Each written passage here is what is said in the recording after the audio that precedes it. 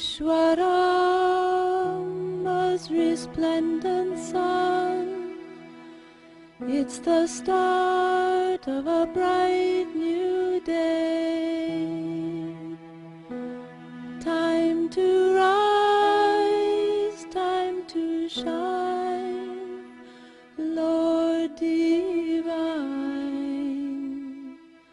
Time to lead us along life's way. Awake, Lord of Buddha party. Awake, O Lord, over all mankind. Awake, O Lord of compassion,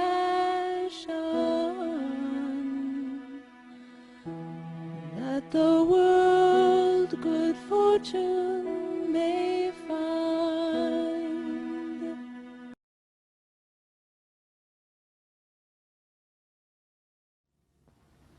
It's very wonderful to introduce either of the two speakers that we've got for this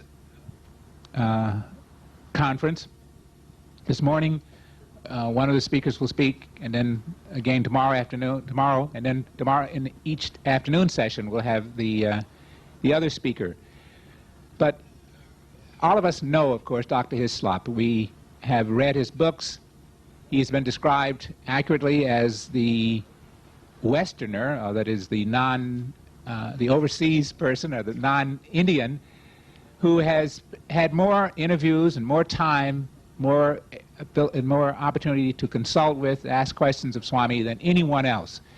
He has just had, for whatever reason, a spectacular opportunity to get in a position where he could ask the kinds of questions we would all like to have answers of. And he has this ability, this unique quality. Swami has graced him with this ability in response to him, where when Swami gives what is not yet for us the answer we want, a complete answer, Jack is able to persist and not get Swami angry, but get Swami to elucidate more. And so we can read Conversations, we can read my Baba and I over and over and over again, because what he does is he goes in and without a tape recorder and without, I guess, without a lot of ego, he's able to listen very carefully. He records these things, he makes notes of them right after he comes out of those sessions, and then he's willing to share. And of course in the my Baba and I, you see that he has shared not only these reports, but letters that Swami has written to him. And another thing about Jack is that he is not at all shy about sharing the times when Swami admonishes him. He tells us just as it is.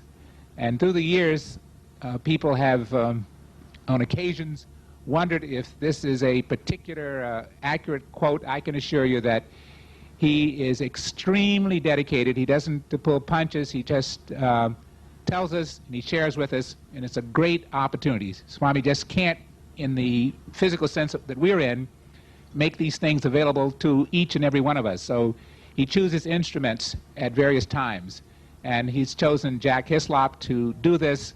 It's our duty to go forward and take advantage of that. And he gets better and better every year, Jack does. He seems to have more energy now than he had 8, 10, 12 years ago. He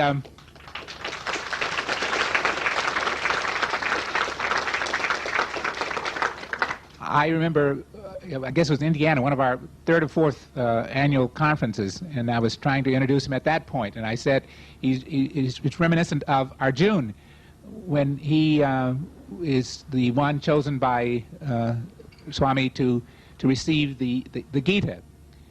And the question was asked, why not the older brother, Dharmaraja, who was the epitome of Dharma and so forth? And Swami at that time said that it was because Dharmaraja was the embodiment of Dharma, but he had hindsight. He would ask questions and reflect on things after they happened. Arjuna would ask before they would happen, and therefore would have an opportunity not to make some of the mistakes. And I think that's one of the things that Jack does for us. He asks these questions of Swami. He goes into great, great detail. He listens to us when he comes among us.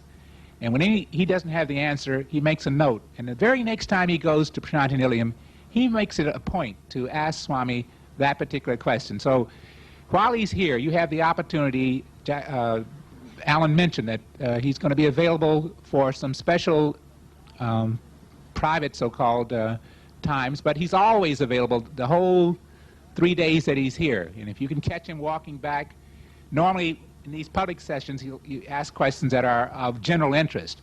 Those private sessions are when you have personal questions, sort of like Swami does. But he's available, and he doesn't mind your asking questions on top of questions. As a matter of fact, he's a little bit upset if you don't take advantage of the time that he's here. So you go ahead and ask him as many questions as you want to. And I'm going to now step aside and give you the opportunity of hearing a presentation from our beloved Dr. John Hislop.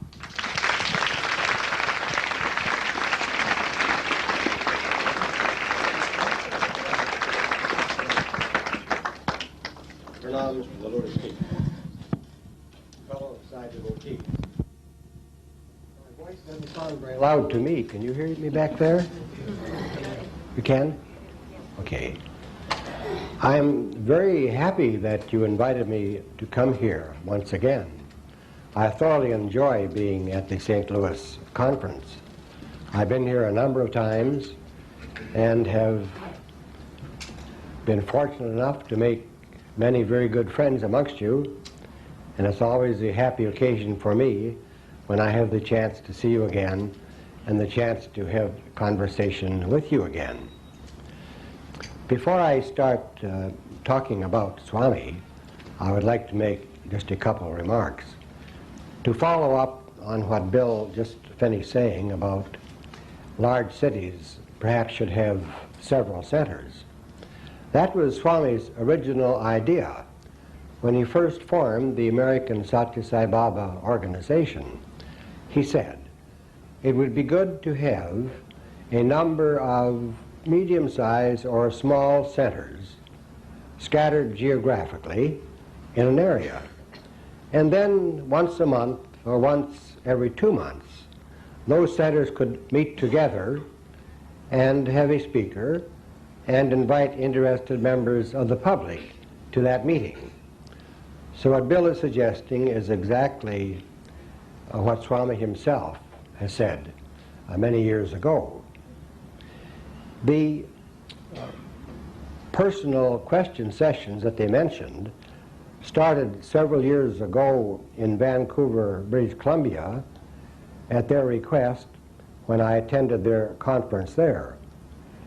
And I want to tell you that those of you who would like to ask questions privately, that I don't give any personal advice.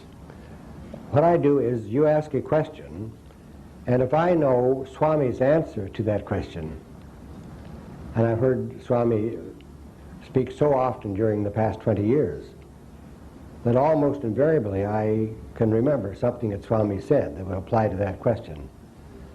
So you get what Swami said, and I don't add personal remarks. If I don't know, I just say, sorry, I don't know the answer to that question. I should, and I want to, tell you something that happened last weekend at the council meeting in San Diego. There was a unanimous endorsement and unanimous approval of your own Bill, Dr. Bill, as the acting chairman of the executive committee, and therefore the acting chairman of the entire American Sathya Sai Baba organization. Why not give Bill a hand?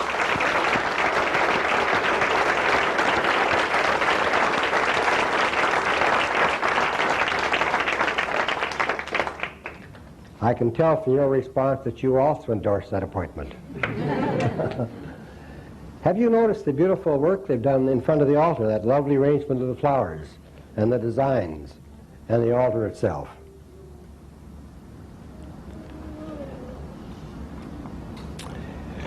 You know, Swami said that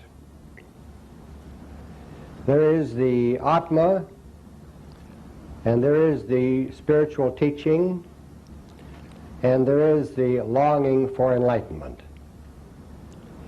But even so, a teacher must come and impart that sacred information to you. And when it comes to Atma Vidya, the science of the self, the sacred science of the self, then the one who comes to teach you is the world teacher. It is God himself who comes.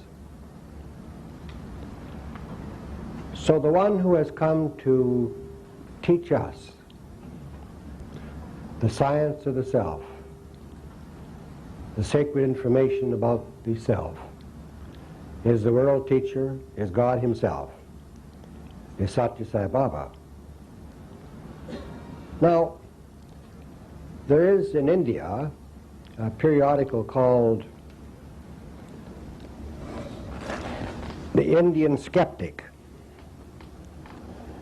and they engage themselves in practicing skepticism in relation to everybody in the spiritual field. That is, they believe that everyone is a fake, including Swami. And they especially criticize Swami when he says that I am the divine, I am God.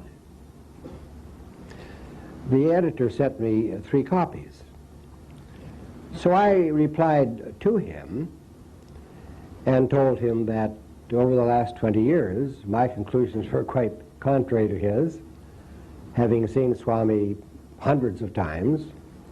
And I said that those who criticize Swami for saying that he is God at least should be fair and should complete the sentence, because Swami never stops there. He invariably completes the sentence and says, yes, I am God, but so are you. And the only difference between us is that I know my truth, and you as yet do not know your truth. But otherwise, we are exactly one and the same. The last time I was there, Swami would pass me several times, and each time he would hit me on the shoulder and say, Hislop, no difference between you and me. So that is what he says, always has said, and continues to say it, that you are God. And he says the greatest sin that can be committed by a person is to think that he is other than God, and then fill his mind with thoughts of cravings and of hatred. The man fills his mind with cravings, desires, hatreds, and dislikes, and from that all the troubles that assail the world arise. Now, as Bill said, it is true that I have had many, many conferences with Swami. In the old days, the beginning days, there was hardly anybody on the campus there at Prasanthi. The first time I came, my wife and I, in January of 1968, there were only 6 or 8 foreign people on the entire campus. There were no new buildings, just the Mandir, before the present additions to the Mandir, and 2 or 3 old ramshackle buildings in which a few people lived.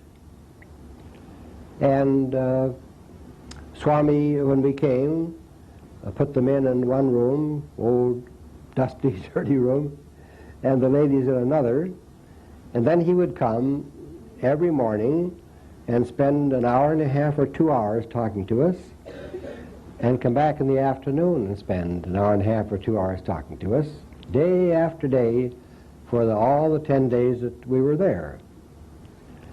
Ask him any question that we wanted to, and he would answer. And he would send food to us, and a peculiar thing we noticed was that the food came in these Indian canisters, various segments for different kinds of food.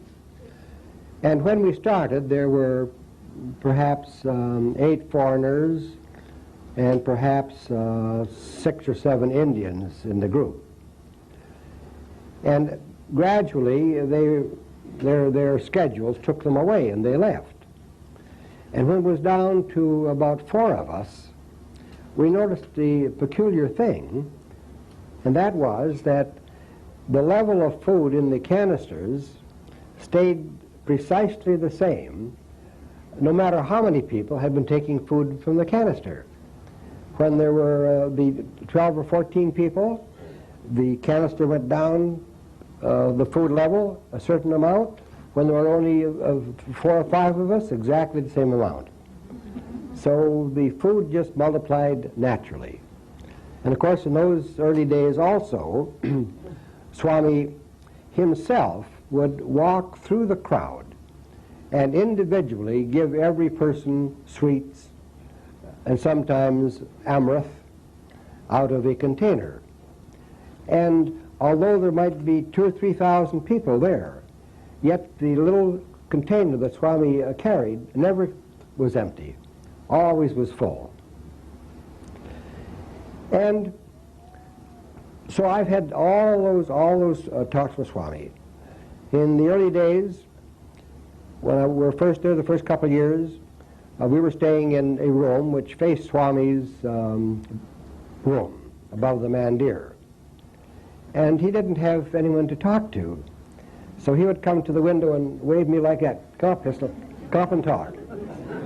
So I would come up into the room and we would have a long chat.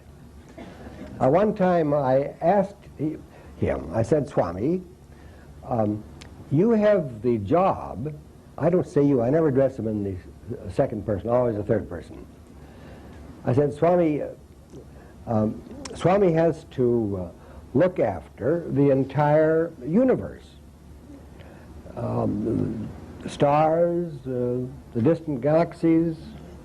He has to look after all the people in the world, the people who worship God that don't even know about Swami, he takes care of them too. The colleges, the schools, devotees in all parts of the world. With that tremendous burden of work, how does Swami have time to sit here and talk to the likes of me? And he said, well, Hislop is not like that at all. He said, it's like when you start a car and you turn the key in the car and the engine starts and then the engine just runs. No attention is needed to it. So he said the universe is like that. Swami turns the key, the universe, all parts of the universe work, and no attention is needed, so I have plenty of time, Hislop, to sit here and talk to you. So then also, for many years, I would say 5 or 6 years at least, wherever Swami went, he would take me with him in the car, no matter where he was going, whether out to lunch or to some other city or whatnot. And I would sit in the front seat and in the back seat with the driver. In the back seat would be Swami sitting in the middle, and then there would be a couple of persons close to Swami. Roger Reddy used to be one on one side. And Vittal Rao, I don't know how many of you knew Vittal Rao before he died. Very nice man, Vittal Rao. Swami liked him very much. He was a very witty man and could always make Swami laugh, but knew exactly where to stop. You know? Never stepped 1 inch over the proper boundary. So Swami always had Vittal Rao with him whenever he went in the car. And then Vitterau died, and the people in the back car started to change. Dr. Bhagavan would be there, Jogurao would be there, and so on. And so in these car trips, also I would be turning back all the time, straining my neck, looking back, because the back seat was where the action was. And Swami would sometimes be talking to the two fellows there in Telugu. Sometimes he would sing bhajans, and sometimes he would answer questions. And I had the terrible reputation of always asking questions. So I would ask questions, and Swami would answer the questions, and then as soon as the car trip finished, I would go to a quiet place and write down everything that was said. If we had a half an hour, an hour's conversation, it might take me 4 hours to reconstruct the conversation. But then I would take that conversation to the other people who were in the car or in the group interviewing Swami, wherever Swami and I happened to be, and would ask them to read and point out any omissions or any errors of commission in what was written. So even though it came from my memory, all the talks and the conversations were verified by other people. So they aren't wild reaches of imagination. Sometimes people have come to me and said, well, why didn't you tape them, Hislop? It would be much more believable if we could listen to a tape. Well, that's true. It's a very good idea, and I tried that. I carried a tape when I first came there, and Swami let me use it a couple times. And so one time I said to him, this was when the old cottage was there at Vrindavan, before this new lotus-like building which is now there, which is a new home. And that cottage had a big veranda. And so I said, Swami, what Swami says should be recorded for posterity. All these wonderful things are said and nobody puts them down or does anything about them. So I said, that's right, it should. So I said, all right, Swami, when shall I come tomorrow morning? Well, you come at 10 o'clock. All right. So I would come at 10 o'clock, have the tape recorder there, and then I would ask a question and put the machine on. And Swami would say, I don't think that one should be recorded. So off went the machine. Until finally he told me, Hislop, don't use that tape recorder anymore. He said, the tape recorder is up here in your mind. And very often people ask, I want to love Swami, but I don't find any feeling of love in my heart. So how can I learn how to love Swami? And so I asked Swami that same question. And Swami said, well, Hislop, it's like this. He said, when you were walking by the shop window and saw that tape recorder in the window, you didn't have any affection for it. It was just a piece of merchandise in the window. But when you went in and bought it and it became yours, now you would love it. Every place you go, you carry it. So what is yours, you love. The mother loves, even though she may be sympathetic to, and very tender to, and be loving to the other children on the block. She loves her own child. It belongs to her. So it's the same way with Swami. If we want to have a strong, happy, joyful feeling of love for Swami, we should consider that Swami belongs to us. He is ours. He's part of us, just beneath the surface of our consciousness. There is Swami. I used to say to Swami, Swami, when I start to be quiet and look within myself, sort of try to dive in myself, after I get a certain distance inside, then it seems to me that it's no longer Hislop there, it's Swami. It's Swami who's there. So Swami said, yes, yes, Hislop, that is exactly true. It is Swami who is there. Now, there's an example of that. This last year, in February, when I was in Prasanthi Nilayam, I wasn't there very long, just 2 weeks, because my wife can't travel any longer, that long trip. And they had a series of talks. You see, there's what's called the Central Office of the Sathya Sai Baba Seva Organization now. Their office is in Prasanthi Nilayam. Those of you who have been there, you know where the old lecture hall is. Then down at the corner where it joins the bank of apartments, there's a corner room. And that's their office. And so they are supposed to run the ashram. You know, Mr. Kutumarao is dead. He died from cancer. And so this group of people, 3 people, are supposed to now take care of the ashram. And so they immediately, when I arrived, arranged a series of lectures to the foreign community. You know, the custom in Prasanthi Nilayam for some years has been that the foreigners come, and since there's nothing to do and they're not accustomed to sitting quietly, they tend to go out of their apartments and then wander out into the village and talk to the merchants and make friends with the merchants, and then they start to eat the village food, and for all they know, 5 minutes before they ate, a lizard fell from the ceiling into the food, and they get sick. And especially the girls from Italy, they have a lot of trouble. They make friends, go out in the village, make friends with these Kashmiri people. And then trouble follows, a lot of trouble follows.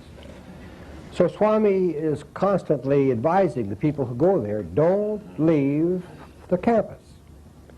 They have shops, everything that you want to buy can be bought on the campus. The food is there, it's clean, even though it may not be much competition to the highest priced restaurant in your own town. Nevertheless, the food is good and it's clean.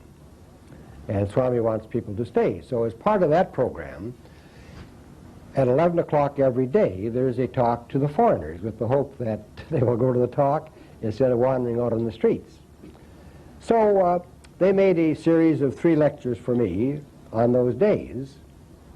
And then the 4th one was to be a question and answer session. So I gave the 3 lectures, and then came the 4th one, the question and answer session. Swami, incidentally, was calling me in every morning. I was in 6 or 7 times during the couple of weeks that I was there. He would say, come in, come in. Then I'd go and sit in the room with him and with the editor of the Sanatana Sarthi, Narasimham. And so Swami called me in this morning after I'd given the question and answer session. And he said, Hislop, all you did was confuse the people. Now, you know, the lecture hall is a long ways away from Swami's little room. You know where the mandir is, and Swami has a room. There's only one little tiny window way up on the wall, and the door's always closed. And during the time that he's not upstairs privately, he's having continual conferences with people about schools, about construction and so on, in that little room. So that little room, with its one little window full of people, is a long ways away from the lecture hall. So how did Swami know I confused people? So I said, well, Swami, how do you mean? So he said, well, when people ask questions, you responded from viewpoints with which they were not familiar. That is, you had a certain understanding of something, and from that you made their response. And they didn't understand what you said, and then they would ask another question based on what they didn't understand, and that created more and more confusion. He said, that's not the medicine the people need. Why don't you just tell them Swami's teachings? So, now think of that. There he was in his room, and yet he heard every word that I said in that lecture hall, and he could see into the minds of the people, see, that they weren't understanding some of the answers I gave. There was confusion. So, believe me, Swami is every place at all times. Now, the following day, I had agreed to have a question and answer session with the Italians from Rome. The Italians, there are so many of them there, and they don't seem to have much to do with each other from the various cities. Now, the Rome group wanted me, and I had forgotten the name of the leader, and so I asked some other Italians that I said there was this meeting we were having, and who should I speak to find out the exact time. Well, they finally pointed out the person, but they didn't have the slightest interest in coming to the meeting of the Roman group. So they're divided. So I had this question and answer session with the Roman group, and then Swami called me again in the next morning. And so I said, Swami, did I do any better yesterday? And Swami said, yes, and stuff, you did better. You said Swami's teachings, but there was that trouble with the language. Well, yes, Swami. None of the Italians spoke English, so there was a so there was a translator. And he said, yes. And he said, then you didn't explain very well to that man who was confused about Jesus. So I said, well, Swami, I think his confusion arose from the previous day where he didn't understand what was said. But I thought he was finally satisfied. Now the room, shed number 13, where the Italians were, was 3 times as far away from Swami as the lecture hall. And moreover, there were there was the big foreign cafeteria and the big multi-story residential place between Swami's room and the shed 13. Even by visual you can't see it. And yet there, he knew everything that went on. Translator, the fellow about Jesus, and so on. So you can be sure that Swami is here in this very room at this very moment. He knows everything that you're thinking about. Why? Because you are he. If you feel, he feels. If you think, he records the thought. He's you, inside of each one of us. And Swami says that our greatest sin is to deny that, and not to realize that, and to instead let the mind get filled with thoughts of hatred and cravings, giving rise to all the trouble in the world. Now, our first speaker brought up the topic of Advaita. He gave some comments and cited some instances of the Advaita philosophy. And I think that we should have a fairly reasonable concept of what Advaita is all about. Because Swami more and more is making remarks based on the Advaita philosophy. And in fact, he said in a couple of discourses that we should now study and learn something about Advaita. Now, what is Advaita? Advaita is part of Vedanta. It's the Vedanta analysis of the human person. Just as a scientist in the laboratory dissects an insect or a plant or a tree or whatever he's studying in minute detail. If he's operating on an animal or a cadaver, for example, he tries to get insight into all the thousands of little nerves in the body and how they affect one another. It's a minute analysis of the subject under investigation. So in the Advaita philosophy, then, there is made such a minute analysis of the human person. Now, you've all heard about Maya and all sorts of things said about Maya. The whole thing, as regards our own life here in the world, starts with, although they say starts with, and then they say it's eternal, so therefore there's no beginning or no end. But at any rate, in the indivisible divine, can't be divided, the universal consciousness. By the way, when I was talking to Swami, as I just was telling you the story, I finally said to him, Swami, how is it that you know everything that I say and everything that was in the minds of the people in these meetings we had? How are you there? Are you there as Ishvara? How are you there, Swami? How do you know that? This room has walls and only a window. You can't see through those walls. Who can see through those walls? How were you in that meeting, Swami? So he said, Hislop, I was there as universal consciousness. He is universal consciousness.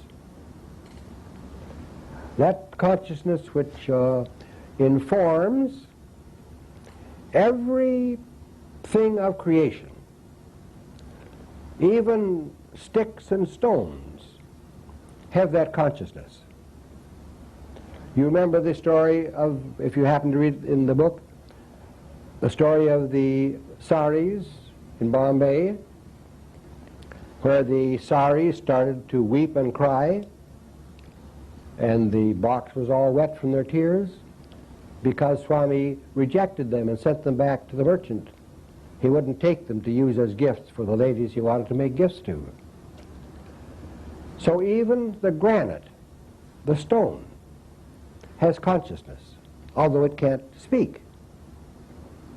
In fact, Swami says that this process of evolution, which has the present result of all we human beings sitting together in this room, starts with the granite.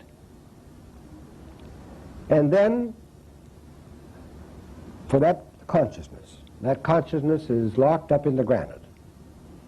Then that consciousness makes a quantum leap, not an incremental advance, but a quantum leap from the granite to the vegetable, the vegetation. After all, the stone crumbles and makes soil and makes minerals, and the vegetation uses that for its growth. So the consciousness makes a quantum leap and becomes the consciousness of the vegetable. Then the vegetation is eaten by animals. They survive on the vegetation. And consciousness then makes another quantum leap from the vegetable to the animal. And then we humans eat animals. Animals become part of our flesh and blood, part of the mind even. In fact, Swami says that this tremendous expansion of population in the world, which is giving headaches and heartaches to so many countries trying to figure out how to deal with it, comes largely because of the worldwide custom of eating animals. All over the world, we eat animals, and these animals then come into the human birth, more and more and more and more human beings. So from the animal then, there's again a quantum leap into mankind. And in mankind, then awareness, very acute awareness arises. And we are aware of ourselves. We are aware that we are alive, and therefore can start to think about our lives and try to distinguish the false from the true. The animal, Swami says, is alive, but it doesn't know that it's alive. It doesn't know life. It is alive and lives, but doesn't know it's alive, and therefore can't make inquiry. whereas we know we are alive, and then can start the process of inquiry. Then the next step in evolution is from human to superhuman, and from superhuman to the spiritual, and from the spiritual to the divine. So I asked Swami, well, Swami, stone, vegetation, animal, and man, we can all see, we all know. But how about this next step? The superhuman, who's superhuman? We don't see superhumans. Are those people, Swami, up in the Himalayas mountains, who can walk on water and walk through a mountain and levitate themselves and fly away to other planetary systems and so on? So I says, no. Those are just people trying to get liberated. They're not superhumans. They're just human beings trying to get liberated. Well then, Swami, who's superhuman? He said, superhuman people are like, then he named several of the ancient saints, Vashishta, and so on. And he said, those people have completely finished with human life. They don't have any desires or any cravings or any fears, don't have any of those aspects of human life which causes us to engage in actions which then creates our human world. They are quite separate from all those aspects of craving, fear, hatred, and so on. So they've totally finished with human concerns. And any action that they engage in is for the benefit of humanity. So those are the superhumans. That's the superhuman stage. So I said, well, Swami, all the ones you mentioned lived thousands of years ago. How about now? So I said, oh yes, there are many now. So I said, well, Swami, where are they? I don't see them. They said, oh, they are very careful to keep a low profile. They just live quietly and nobody knows. So I'd asked him before if they were liberated people today, and he said, oh yes. And again, where are they, Swami? Well, mostly they're in the foothills of the Himalayas, and if you happen to come upon one, he'll just turn and walk away and won't even talk to you. And I said, well, how about the West, Swami? Any in the West? Oh yes. There are liberated people in the West. And again he said, they keep a very, very low profile, and you don't know that they are there. So maybe amongst us here, we have some superhumans and some liberated people. Possible? We wouldn't know, only they know. So, then how does all this business of evolution, coming up to the human and beyond the human, this is all part of Advaita. How does that start? In the indivisible divine, the universal consciousness, Maya arises without motivation, without incentive. Swami says, just like a bubble of air rising from the mud at the bottom of the lake and then coming to the surface and bursting on the surface, just like in a fire, sparks fly out of the fire.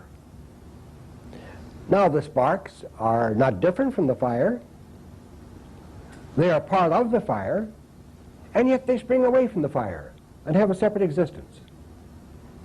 In that same way, in the universal consciousness, in the indivisible absolute, Maya arises. And Maya then manifests itself as mind. Maya manifests as mind. And as soon as mind is manifest, then all of the tendencies which lie at the root of the mind start to flower and grow and then manifest as the external universe. So the mind creates the external universe. Now, as Adi Shankara You all are familiar with the name Adi Shankara, the great Indian philosopher of the early Middle Ages, who was fully liberated at the age of about 5 or 6, and then walked throughout India teaching. And he's the one who, from the Vedas, codified the Advaita philosophy. And according to him, and we can all see that what he says is true, and Swami has repeated the same. You know, Swami says, I do not teach other than what has been taught for ages past. So,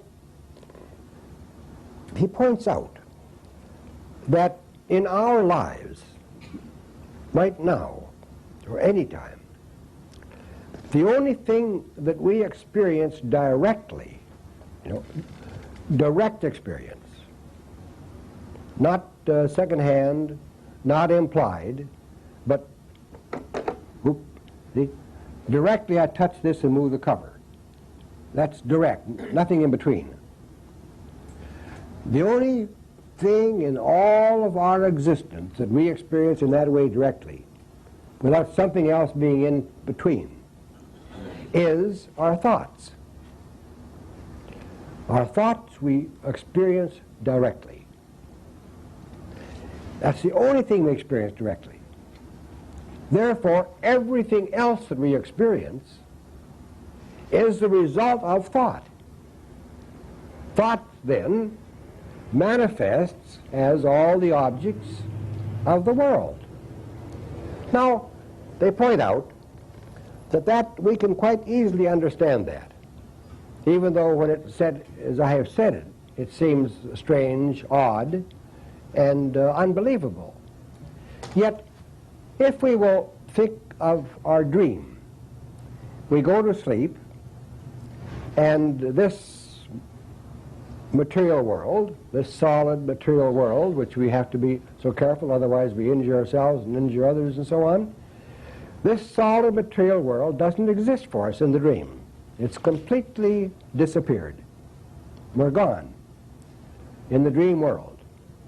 And yet, in that dream world, there manifests a universe just as solid and as real to us as this one is now. Isn't that true? And yet, every aspect of that dream world comes from our mind. We are dreaming, and that dream world is formed out of mind stuff. There's just ourselves dreaming. And out of the mind dreaming is formed that entire world. The buildings, the animals, the people. If we meet with our grandfather, even somebody who was born before us, we look at a building which was built 1,000 years ago in a fantasy. Whole world made just out of the mind stuff, which we accept as being real. So much so that if we have a dream hunger, what will satisfy the dream hunger? Only a dream meal. If we have a dream illness, how can we get cured? Only through a dream doctor. And what can we do to help the dreamer? Nothing. Just imagine a small little child in bed with mother and father. And the little child is having a terrible dream. It's being beaten or suffering terribly. Now, no matter how much the child is suffering, who can help it? Can mother and father help it? They don't even know. But if the little child would just wake up, then all its suffering would immediately disappear. Okay? So therefore, just as in the dream world, something may occur to wake us up from the dream. Perhaps with a little child, the mother turns it over or something, or maybe we're in some place and a lion gives a roar, and that wakens us out of the dream. And we're free from all the suffering and misery in that dream. Why? Because we've been wakened from the dream. We're no longer caught up in the dream. Now, in the same way, Swami tells us directly, as do the ancient saints and sages, that when we have experienced self-realization or enlightenment, from that stage, from the stage of enlightenment, of self-realization, from that stage, this world, this waking world, is just as much a dream as is the dream world to us from the standpoint of the waking world. Just as much a dream. So I said to Swami, Swami, this, you say, this waking world that we're in right now, I'm sitting here talking to you, Swami, and you tell me that this waking world has no reality. It's just a myth, a dream. But then, Swami, I see you in this myth, in this dream, working day and night. That sounds sort of odd, Swami. How can that be? If it's useless, just a dream, what are you doing here working so hard in this dream? Eh? You understand the question? So, Swami said, I come into the dream just with the hope that I can awaken you. Eh? So, the Lord, Ishvara, the universal consciousness, takes the form of Swami in this waking dream. And what is his purpose? His purpose is to awaken us from the dream of misery and despair and trouble that we experience in this world. You see, why do we have this longing for eternal life? Why do we come here? Because life is intolerable. And because it is not our natural state. Were it our natural state, then we wouldn't have the desire to change, to be something else. So we become interested in spiritual life because to us we have reached the point where life is intolerable. Otherwise, why do you drive 16, 18, 20 hours to come to this meeting? If you were so happy and satisfied, why wouldn't you stay home and look at the TV and go to a baseball game or something? Or just go out and have a good meal? Why? Because it's intolerable to you. That's why. You know that you're suffering, and you want to wake up. And here comes Swami, the Lord of creation, the Lord of all, here only to wake us up. Now, we should understand from the Advaita. Am I boring you with Advaita? You sure? Okay, because we can go to something else. All right. See, how is it that if we are now liberated, and we are, Swami and all the great sages say that you can't, liberation for us is not something that is new, that can be achieved. Because liberation is the eternal state. And being eternal, it must already be here. You follow me? Since universal life, universal consciousness is eternal, never beginning, never ending, then it must already be here. Liberation must already be here, at this very moment. Doesn't have to be achieved. Swami specifically tells us that the difference between bondage and liberation, as being bound and not being bound, being liberated, free, that there is no difference between those two. There is no essential difference between the state of bondage and the state of liberation. No essential difference. Because the state of bondage is simply a mental idea. In our minds, we consider ourselves as these miserable small human beings, heir to all the ills of the world, and refuse to consider ourselves as being the eternal absolute. We refuse to do that. And so, how do we make that terrible mistake? How do we make the terrible mistake of being free, being liberated this very moment, and yet thinking that we are bound, and coming all these miles to try and find out how to get liberated? How do we make that mistake?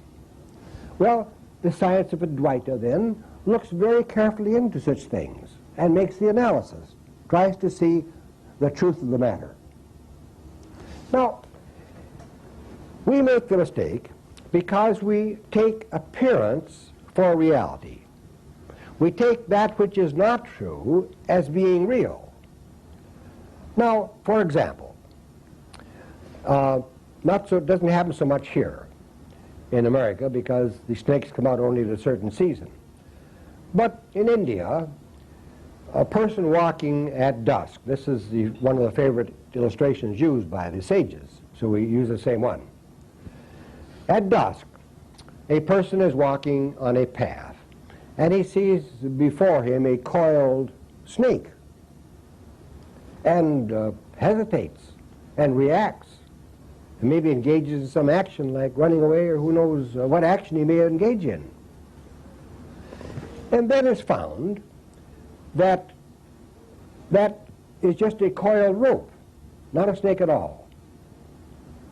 So what is the situation there? The situation there is that there was ignorance of the rope. See? We were ignorant. We didn't know it was a rope.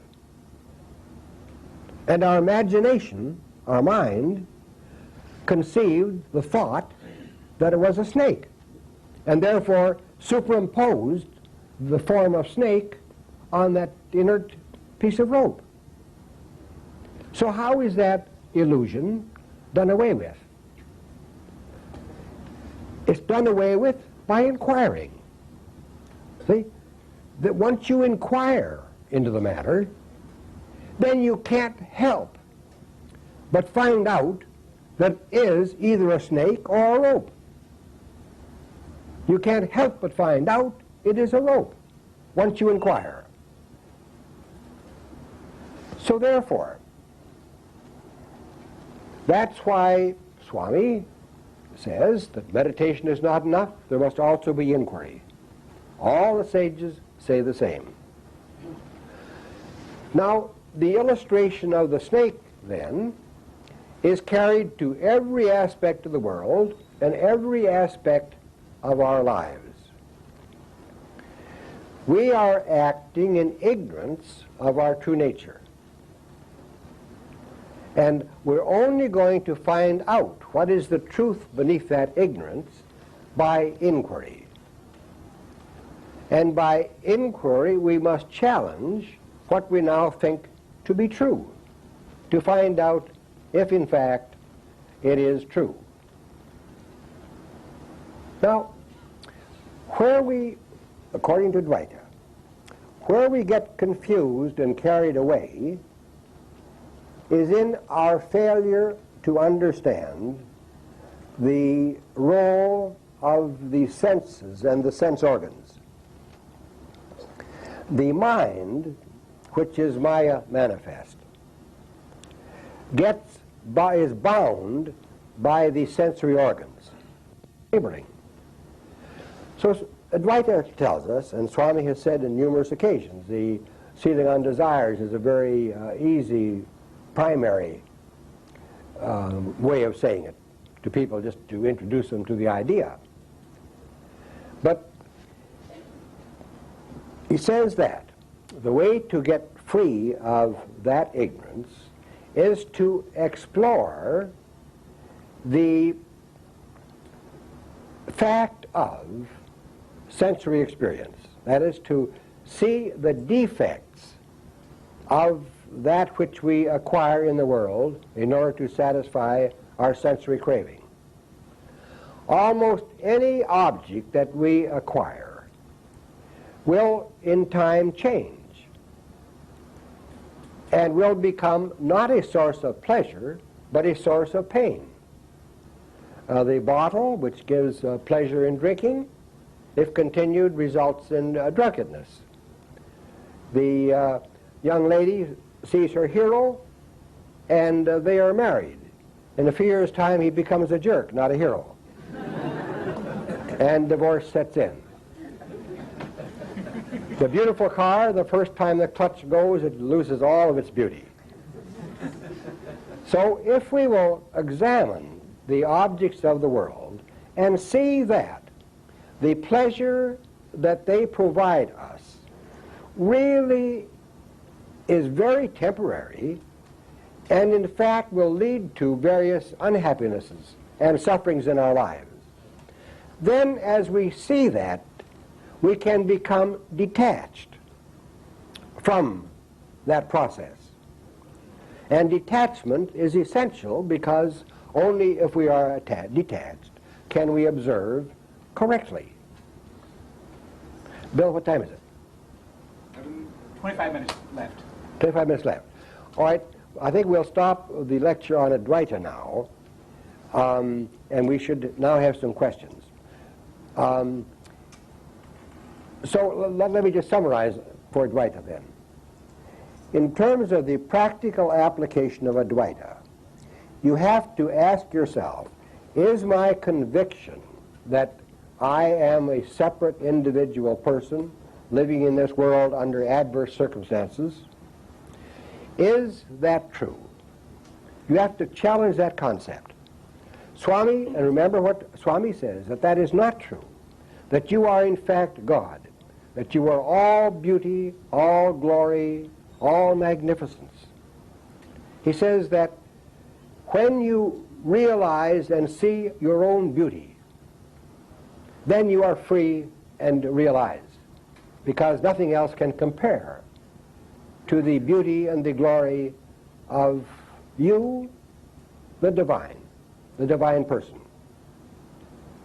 And the way to achieve that divinity is to just deny, flatly deny, the validity of other ideas, which have been propagated and put in your mind by other people, starting when you were born by your parents, by the newspapers, by the magazines, by schooling. It's been pounded into us from the earliest days that we are limited individuals. Swami says, absolutely not true. We are the unlimited universal consciousness. And therefore, if we realize that, even though the events of the physical world continue as they did before due to karma, yet they do not affect us because we are detached. We take the position of the witness, the divine witness, seeing all the play of the world before us. Swami said that we should think of ourselves and see ourselves as actors in a play, playing a part, but on our way home to God. That is how we should see ourselves. And that will occur only if we take such statements seriously and start to examine to see whether or not all the things we spend our life desiring and acquiring, if they really give the satisfaction that we think they do at first. They don't. Therefore become detached. Start to make inquiry, take the position that you are God, you are divine, you are magnificent, you are the glory of the whole universe. Swami says that the person of himself, the person of Swami, is just an infinitesimal part of the glory of God.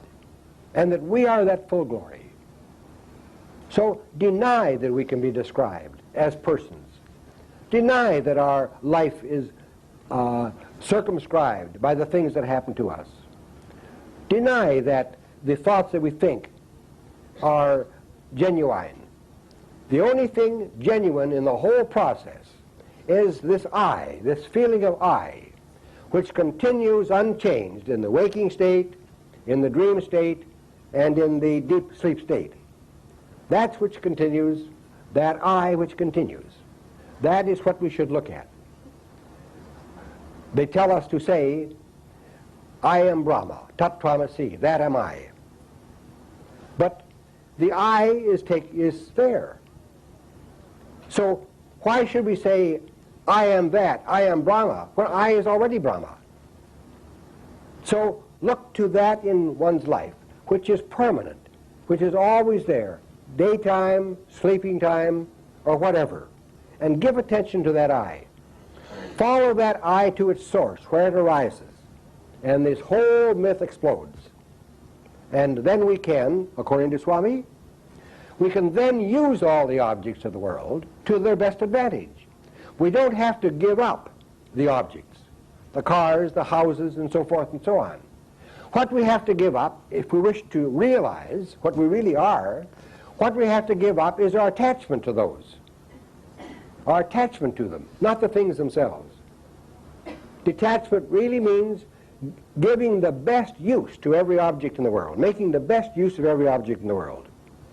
Not to give it up and go away from it, but to free ourselves from the attachment to it and then use it, enjoy it, make proper use of it. It won't harm us at all. So that is an overall view of Advaita.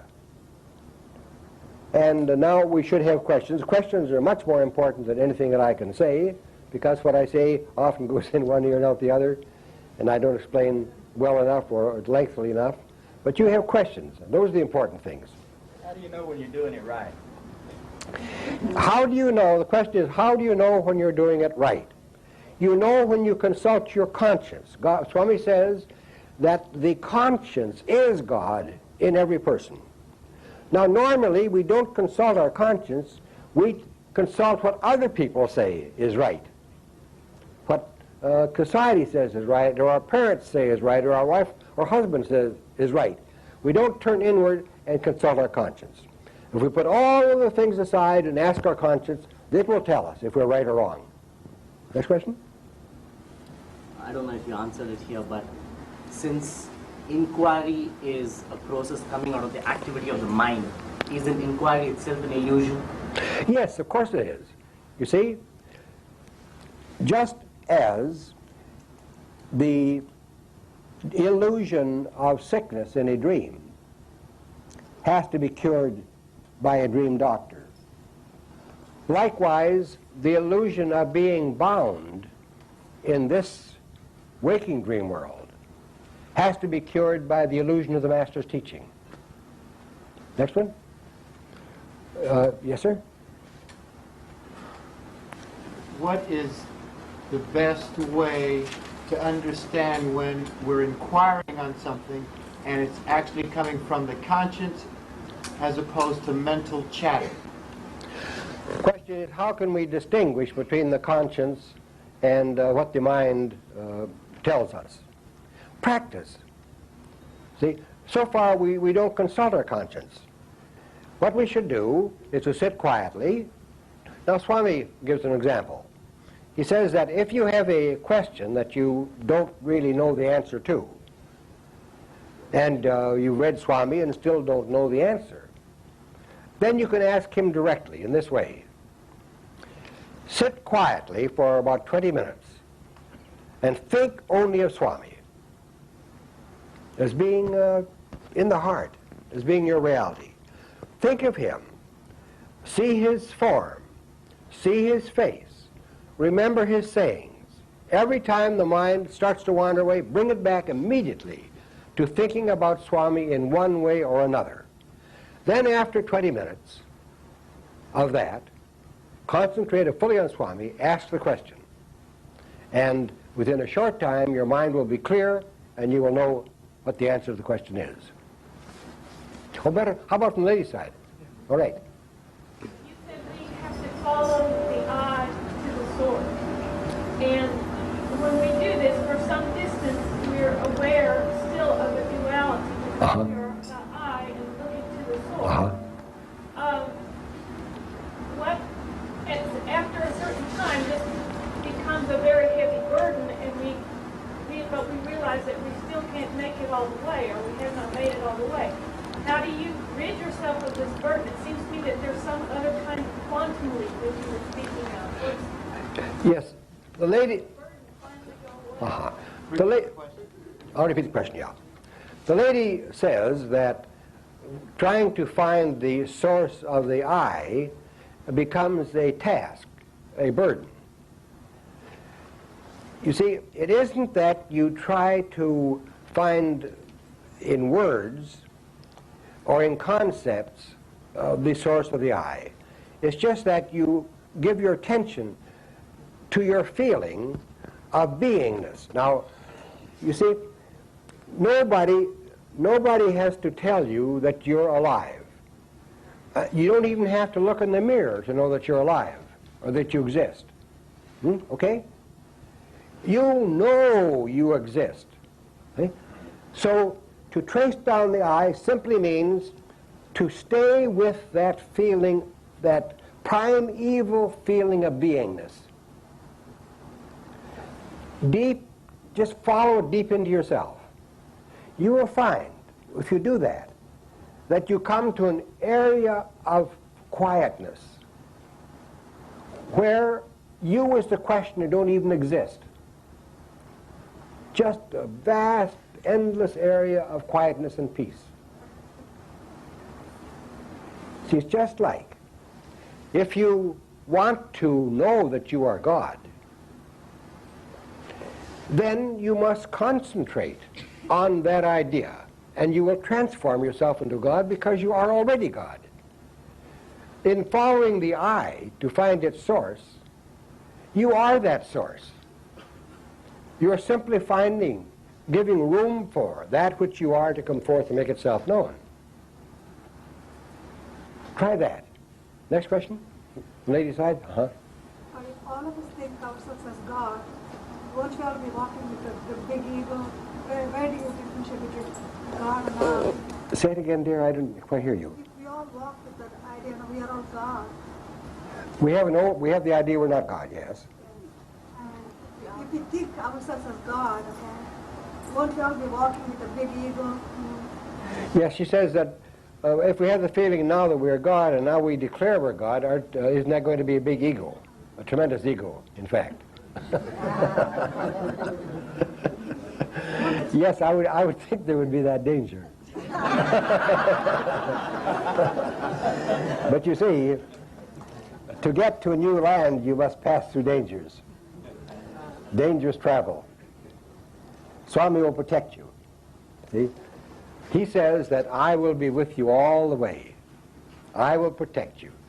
Turn to me, give your life to me, and I will save you. Nothing will happen to you. So in any of these exercises or inquiries that you make, dedicate the inquiry to the Lord and hold his hand while you're making them. Keep him by your side. Then no problem will arise. That question? Or men's side? I never heard Rama or Krishna or that might have Jesus or Muhammad materializing objects. How is it Baba chose the route of materializing objects and vibhuti before public? The question is that he doesn't know that Krishna materialized objects or that Jesus did. So how come Swami materializes objects? Is there any significance? Is there any significance for doing that? Yeah, is there any significance in that state? See, all we know about Swami producing objects is that he says it's part of his nature. Now yogis, I have been in Burma and India so long, I know yogis in both Burma and India who can produce objects, just like Swami does. See? But, now for example, the ex-governor of Goa, Nakul Sen, told me that there was a fellow who belonged to the court circle there, and he would always have him in when there were guests. This fellow could stand in a circle of maybe 25 people, and he could create 25 different objects, each object being exactly what the person wanted. See? But, said Nakul Sen, he could do that only after praying to the goddess Durga. See? Only after praying to Durga. Now, other yogis engage in yogic exercises to develop those psychic powers. But Swami says that with him it's natural. There's no necessity to practice, no necessity to think. He says that he walks along and the idea occurs to him that he would like to give this lady a japmala. As soon as the idea occurs, there's the japmala. And he does it. He attaches no importance to it. He says that is no sign of divinity, which it isn't. It's duplicated in many parts of the world. No sign of divinity. It's just to please the devotee and make the devotee happy. So the devotee will perhaps listen to Swami and do what Swami really wants the devotee to do. Next question? Where do the human values fit into the context that the only thing that's genuine is the sense of I-ness that's there? Yes, the question is, where does human values fit in to the sense of I-ness? You see, Swami says that in regards to our Sai organization, there are two things to keep in mind. One is not to get involved in money, don't get involved with government, don't get involved with power. That's one thing. The second thing is to do only that which is within your capacity to do. You have limited capacity as a human person.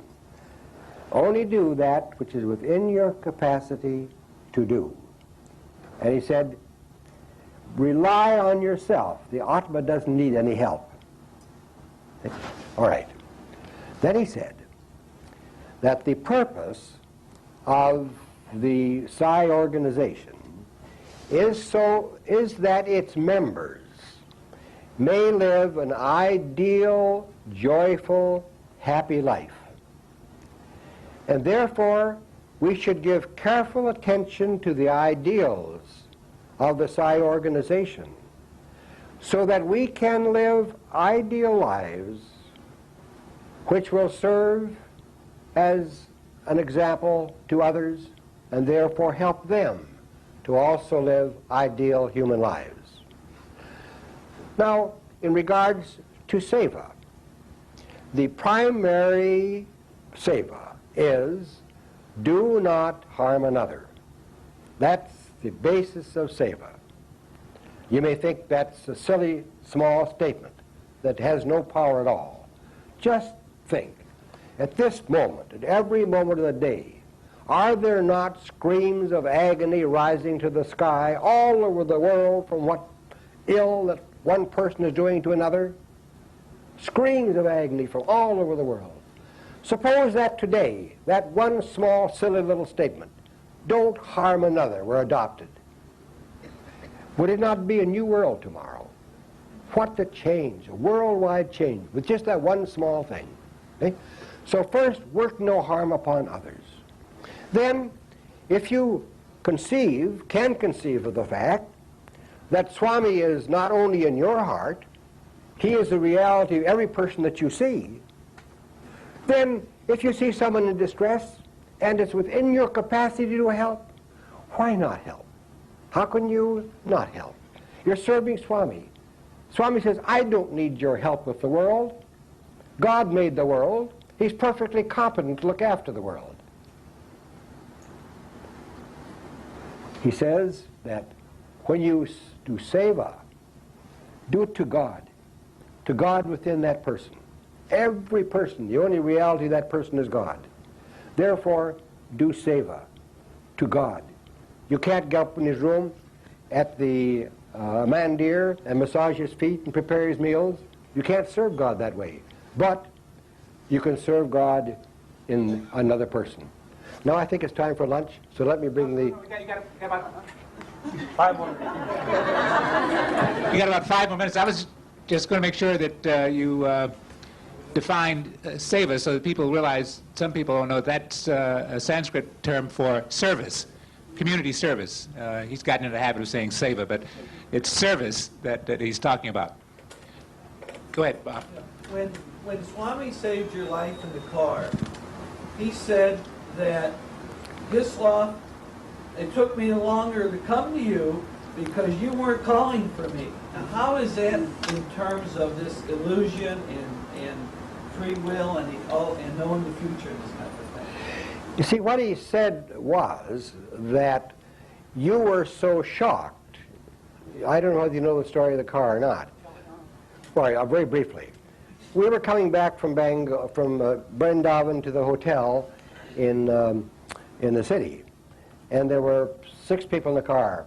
Myself and my wife, New Yorker and his wife and the daughter. They had come from New York to rescue their daughter from the hippie community in India and took her back home. And they forgot, so they asked could they ride in our taxi back to town. We said sure. So 6 of us in the car. Now the taxi driver is in a hurry always. And so he came up behind a bus and looked, peeked, you know, they passed on the right-hand side, peeked around, saw a light, but figured it was a stationary light. And so he pulled around and stepped on the throttle. Well, you know what happens when you step on the throttle of an Indian car. Nothing much happens.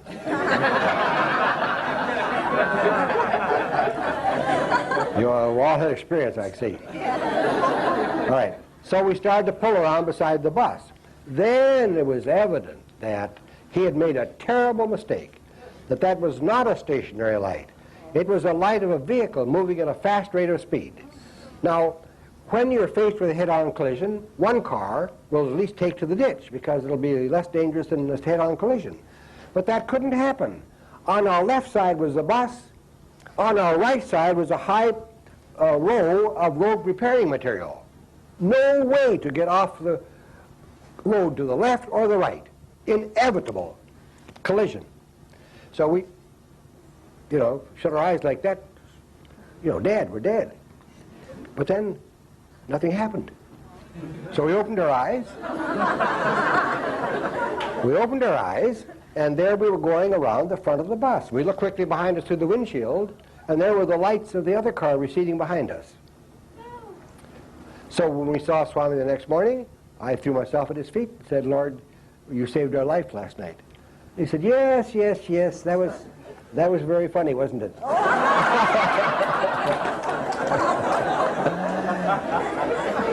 And he said, you were so shocked you even forgot to call on Swami. But Swami saved you anyway. And then he turned to a group of Telugu people sitting along the wall of the veranda, and in Telugu told them the whole story. That was what happened there. Was the driver conscious of that experience afterwards? Oh yes, he couldn't figure it out. We asked him. A taxi driver usually can answer any question, huh? But he couldn't figure it out, no. He couldn't explain it. I think we're 5 minutes, we're shot now. One more? Okay.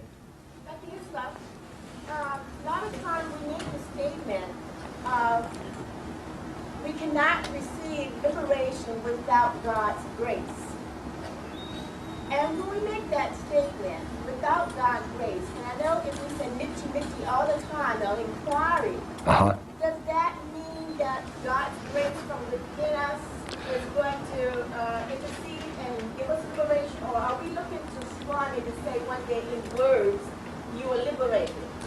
Yes, the statement is that Swami has said that now you are entangled in all this mess you created for yourself. You know, like Hardy and his old pal. What a mess. And he says, but Swami will save you. Only Swami's grace will save you. Now, what he means there is the same thing he said, that there is the Atma, there is the spiritual teaching, there is the longing for enlightenment. But yet, a teacher must come to convey that sacred information to you, that sacred teaching to you. That's the sense of grace. That is, otherwise it wouldn't occur to us. The perfect illustration, I think, is a child at the seashore when the waves break and there are bubbles, and these bubbles reflect the sun and are beautiful, varied colored bubbles. The child runs down and picks up a handful of bubbles and comes to father and says, "Daddy, I want to take this home with me." And the father says, "Yes, son, I know, but I have to tell you, that's just water, and in a moment it'll be gone." Now, that would never have occurred to the child, you see, by himself. The guru had to come and convey the teaching to him. So in that case, the father was the guru. In the same way, Swami's grace is bringing us this teaching that we read every day in his discourses. In that way, his grace. Otherwise, it wouldn't occur to us. We would be like the people in the middle of, the Mideast. What thoughts do they have of liberation? All they can worry about is how to dodge the next bomb. You see? Okay, I think now we'll. Okay, Sai Baba, thank you very much.